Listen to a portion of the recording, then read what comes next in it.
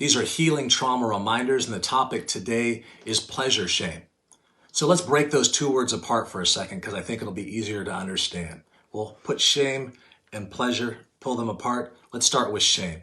So what is shame? Shame is there's something wrong with me.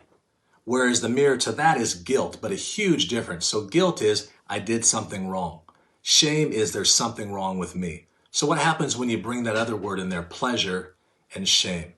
Basically what it means is that if I feel good about something, if I did something good, if something is good, that it's bad. And not only is it bad, but I'm bad. And that's a devastating combination. So you do something in your life that feels good, that's great, that's a really great thing. And what happens? You feel shame about it because the pleasure and the shame are connected. And that can be really, really disruptive. So how do we get to the shame? Lots of ways to get to the shame.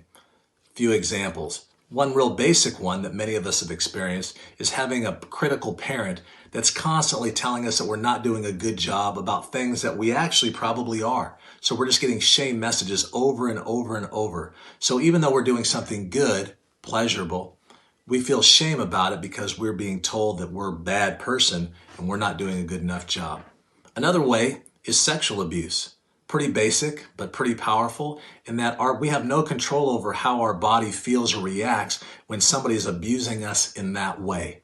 But our body reacts, feels a certain way, and we feel that we're bad because we felt anything that was good during that time. That's another way that pleasure and shame can be connected in very destructive ways. So how do we start to get victory over this pleasure shame and remove the shame so we can feel the pleasure? One is pretty basic and was something that I had to do to help me break through. So when I felt pleasure, and I knew it was good, but I instantly felt the shame, I would stop and say, okay, is this bad?